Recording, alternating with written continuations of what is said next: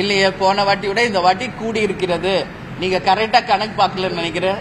கிடையாது, இல்ல கூடி இருக்கிறது. இப்ப 2 பேரும் சேர்ந்து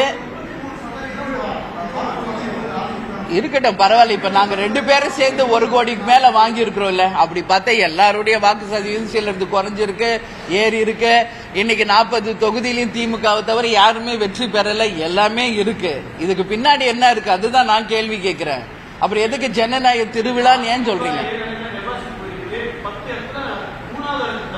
சரி சரி சரி, என்ன வெற்றி தோல்வி என்பது எல்லா கட்சிக்கும் சகஜம்தான்.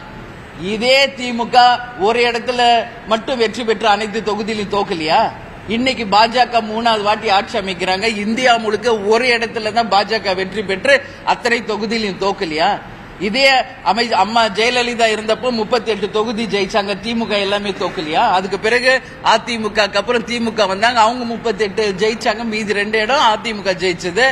நான் ஒன்னு விஷயம் கேட்கிறேன். இது வரைக்கும் 15 ஆண்டு காலமாக மத்திய அரசிலிருந்து எந்த பலனையும் பெறாமல் ஏமாற்றப்பட்டு இருப்பவர்கள் தமிழக மக்கள் மட்டும்தான். இதை நான் உறுதியா சொல்றேன். ஏற்கனவே 10 வருஷத்தை இழந்துட்டோம். இப்ப மீண்டும் இன்னொரு 5 வருஷத்தை தமிழ்நாடும் தமிழக மக்களும் தான் இழந்துகிட்டு இருக்காங்க. மக்களே உங்களை கிட்ட கேட்டுக்கிறேன், நமக்கு சென்ட்ரல் கவர்மெண்ட்ல யார் ஆட்சியில் இருக்காங்களோ அவங்களுடைய தயவு இருந்தா மட்டும்தான் தமிழ்நாட்டில் பல திட்டங்களை நாம கொண்டு வர முடியும்.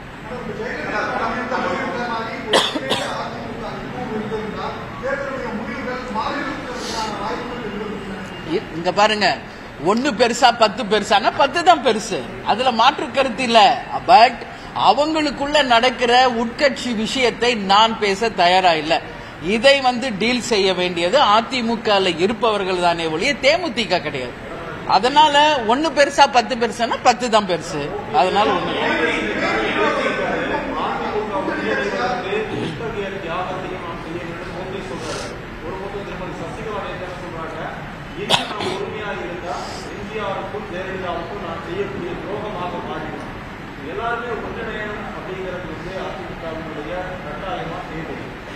நான் என்ன சொல்றேன், ஒற்றுமையா இருந்தா வெற்றி உறுதி, அதுல மாற்று கருத்து இல்லை.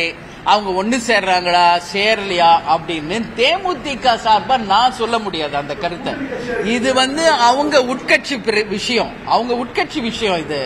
இது பேச வேண்டியது அதிமுகவை சேர்ந்தவர்கள் தானே ஒழிய தேமுதிகவை சேர்ந்தவர்கள் கிடையாது.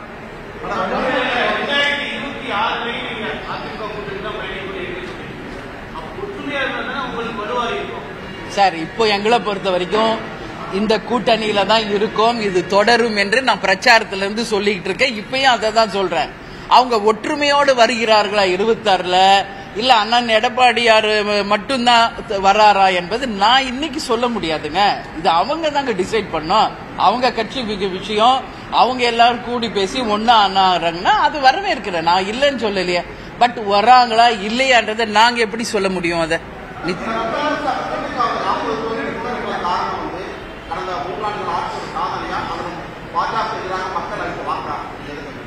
இது மக்கள்கிட்ட நீங்க போய் கேளுங்க. என்கிட்ட கேட்கறத விட மக்கள் கிட்ட கேளுங்க. ஆட்சி பலம், அதிகார பலம், பணபலம், கூட்டணி பலத்தை கொண்டுதான் இன்னைக்கு ஜெயிச்சிருக்காங்க. அது ஒண்ணு. அதனால இது ஒன்னும் அப்படியே பெரிய இமாலய வெற்றி எல்லாம் ஒன்னும் கிடையாது. இது மாதிரி பல வெற்றிகளை நாம பார்த்திருக்கிறோம்.